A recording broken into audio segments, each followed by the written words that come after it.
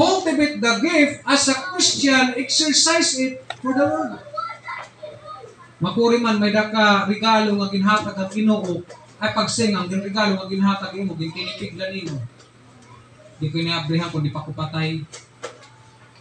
Di ba kada regalo nga aton makakarawat, nalilisan kita. Bangin ni cellphone, di ba na untut-untun mo? Ano? Paano yung nakindi?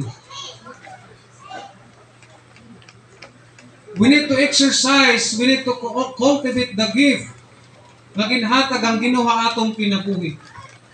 We need to unwrap the wrapper. Ang kalutan, tao na ito kung anong sunod.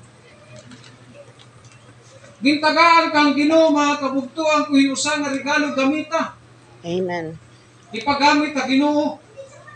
Cultivate your gift is our Christian duty.